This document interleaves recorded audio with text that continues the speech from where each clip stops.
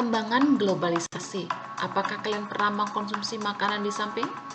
Ya, makanan cepat saji ini biasa dikonsumsi orang barat dan sekarang ada di sekitar kita.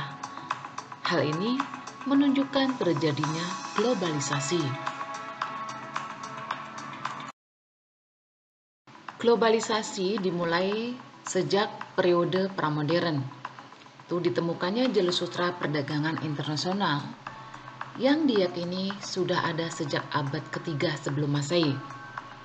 Memasuki abad ke-13, kegiatan perdagangan telah menggunakan peralatan navigasi, organisasi produksi, dan pemasaran. Sekira abad 15, perkembangan globalisasi berlanjut pada era penjelajahan samudra dengan mengusung semboyan 3G, yaitu Gold, Glory, dan Gospel. Memasuki awal abad ke-16, globalisasi makin berkembang. Masa pra-industri hingga terjadi revolusi industri yang mendorong kegiatan perdagangan bangsa-bangsa Eropa. Pada abad ke-20, globalisasi tidak hanya sebatas pada bidang ekonomi. Pada masa ini, pengaruh budaya turut diperhitungkan. Globalisasi pada bidang budaya dipengaruhi oleh perkembangan teknologi komunikasi. Globalisasi dalam berbagai bidang, yaitu 1. Bidang komunikasi, 2. Bidang ekonomi, 3. Bidang iptek, 4. Bidang budaya, 5. Bidang transportasi, dan 6. Bidang politik. Globalisasi terhadap perubahan sosial terbagi menjadi dua, yaitu dampak positif dan dampak negatif. Dampak positif diantaranya adalah perekonomian negara meningkat. 2. Efisiensi dan efektivitas dalam kehidupan masyarakat. 3. Komunikasi cepat dan mudah. 4. Berkembangnya ilmu pengetahuan dan teknologi. 5. Modernisasi. 6. Peningkatan etos kerja masyarakat. 7. Terjadinya pertukaran budaya. 8. Mendorong sistem pemerintahan yang terbuka dan demokratis. 9. Integrasi sosial. Dan 10. Peningkatan kesejahteraan. Untuk dampak negatifnya yaitu 1. Westernisasi. 2. Kenakalan remaja. 3. Konsumerisme. 4. Kriminalitas. 5. Ketimpangan kebudayaan. 6. Demoralisasi. 7. Kesenjangan sosial. 8. Kerusakan lingkungan. 9. Guncangan kebudayaan. Dan 10. Individualisme.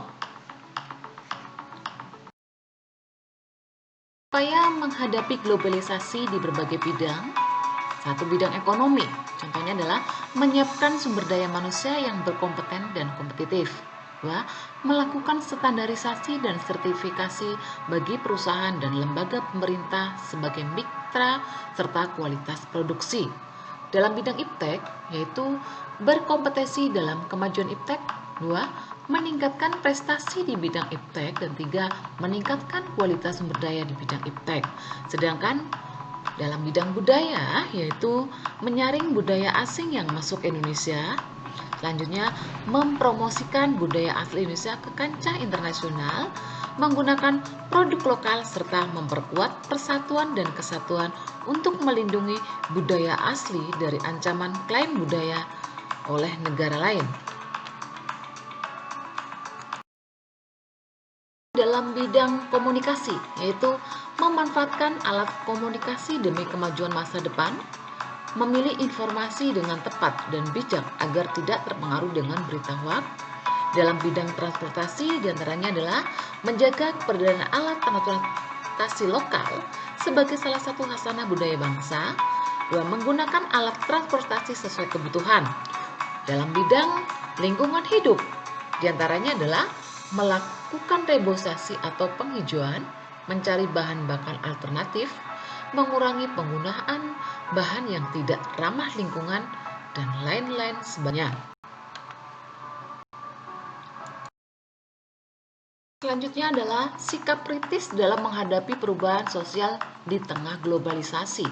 Di antaranya adalah memperkuat jati diri bangsa, menanamkan dan mengamalkan ajaran agama, meningkatkan Kualitas sumber daya manusia, memegang teguh nilai dan norma yang berlaku dalam masyarakat, meningkatkan wawasan kebangsaan dan melestarikan budaya lokal. Demikian tadi kita sudah mempelajari tentang globalisasi. Semoga bermanfaat.